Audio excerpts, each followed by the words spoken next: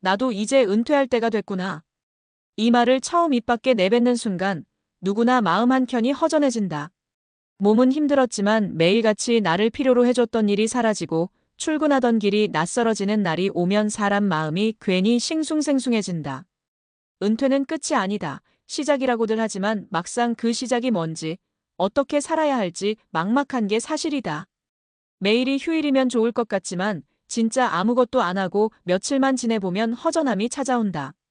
그런데 말이야, 좋아하는 걸 천천히 오래 할 수 있는 시간이 바로 은퇴 후의 삶이라면 어떨까? 오늘은 30년 넘게 택배 일을 하다가 중고책방을 연 한 사람의 이야기를 통해 은퇴 준비가 꼭 돈이나 보험만이 아니라는 걸, 그리고 나다운 두 번째 인생이 어떻게 시작되는지를 함께 나눠보려고 해. 1. 그냥 책이 좋아서요. 어느 중고책방 사장님의 은퇴 후 시작. 서울 외곽에 있는 작은 골목, 조용한 주택가 한쪽에 조그만 책방 하나가 생겼다.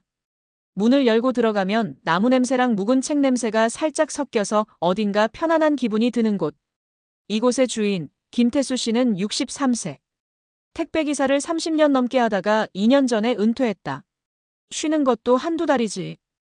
허리띠 풀고 누워있는데 하루가 왜 이렇게 안 가지? 근데 어느 날 아내가 당신 책 좋아하잖아. 책방이나 해보지 그래? 하더라고요. 김 씨는 젊었을 때부터 책을 좋아했지만 생계를 위해선 늘 우선순위에서 밀려 있었다. 책은 틈틈이 읽는 게 다였고 책방이라는 단어는 막연한 로망이었지 현실은 아니었다. 하지만 은퇴하고 나서야 그 꿈을 다시 꺼내볼 수 있었단다. 처음엔 중고책을 모으는 것부터 시작했다.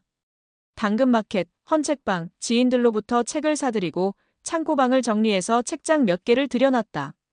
그렇게 조금씩 시작한 중고책방이 지금은 동네 사람들의 사랑방이 됐다. 돈이 많이 벌리진 않아요. 근데 하루에 한두 명이라도 책 구경하러 오고 커피 한 잔 마시면서 이야기 나누고 가면 그게 참 좋더라고요. 그의 하루는 이제 배송 스캐너 대신 책장 앞에서 시작된다. 수입은 많지 않지만 시간은 여유롭고 마음은 풍성하다. 2. 은퇴 후 어떤 삶을 살고 싶은가요? 우리는 은퇴 준비라고 하면 가장 먼저 돈을 떠올린다. 연금, 퇴직금, 부동산, 보험 물론 중요하다. 기본적인 경제적 준비가 없으면 안정된 은퇴 생활은 어려우니까.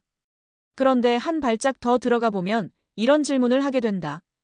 그 돈으로 나는 어떤 삶을 살고 싶은 거지? 은퇴 후 삶에서 중요한 건 경제적 안정과 함께 정체성이다. 나는 누구인가? 나는 이제 뭘 하고 싶은가? 김태수 씨처럼 책방을 열고 싶다는 오랜 꿈이 있었던 사람도 있고 누군가는 소일거리라도 하며 사람들과 어울리고 싶다는 생각이 클 수도 있다. 또 어떤 사람은 그저 조용히 나만의 시간을 보내고 싶다고 느낄 수도 있다. 이제 중요한 건 그 마음을 구체화하고 실현하는 방법을 찾는 일이다. 3. 은퇴 후 삶을 디자인한 3가지 사례. 사례 1. 동네 공방에서 나무 깎으며 지냅니다. 전직 은행원 김종환 씨 67세. 김 씨는 35년간 은행에 다니며 꼼꼼하고 계획적인 성격으로 소문이 났다. 하지만 은퇴 후엔 그런 성격이 오히려 스트레스가 됐다. 일이 없으니까 계획이 다 무너지는 기분이었죠. 그러다 동네에 작은 목공방이 있다는 걸 알게 됐고 취미 삼아 나무를 깎기 시작했다. 맨 처음엔 새 조각 하나 만드는데 이틀 걸렸어요. 근데 집중하다 보면 잡생각이 없어지고 완성하고 나면 내가 만든 게 참 예뻐 보이더라고요. 지금은 공방에서 주 3일 일하면서 간단한 소품도 팔고 있다. 수익보다 중요한 건 몰입할 수 있는 일이 생겼다는 것. 사례 2. 손주들 도시락 싸주면서 살아 전업주부 정미자 씨 65세. 정 씨는 은퇴라기보다 육아 은퇴에 가까운 삶을 살았다. 자녀 다 키우고 남편도 퇴직하고 나니 정작 본인은 공허했다. 그러다 딸이 맞벌이를 시작하면서 손주들의 등하교를 도와주게 됐다. 매일 도시락 싸는 일이 생기니까 아침에 일어날 이유가 생겼어요.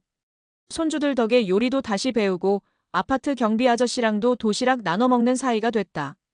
정 씨는 말한다. 돈 주는 일은 아니지만 내가 꼭 필요하다는 게 느껴져요. 그게 좋아요. 사례 3. 작은 여행 모임 만들었어요. 전 체육교사 박기현 씨 70세. 박 씨는 은퇴 후 오랫동안 무기력했다. 운동도 안 하고 집에만 있으니까 몸도 무거워지고 자꾸 외로움이 밀려왔다. 그러다 혼자 떠난 기차 여행이 전환점이 됐다. 정말 오랜만에 설렜어요. 내가 살아있다는 느낌이 들었죠. 그때부터 비슷한 또래 친구들과 작은 여행 모임을 만들었다. 한 달에 한 번씩 국내 여행을 떠난다.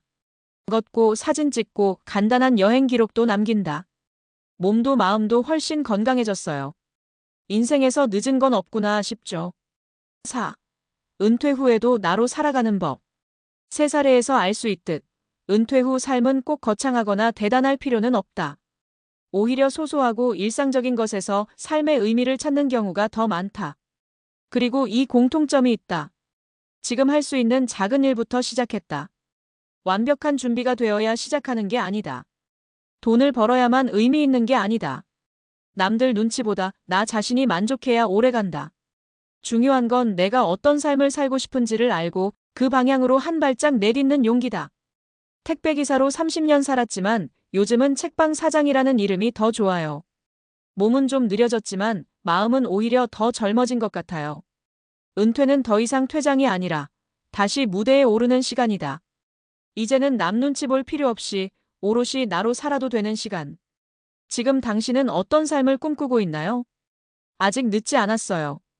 아주 작은 것부터 시작해도 괜찮아요. 중요한 건 그 삶이 바로 당신다운 삶이라는 거예요.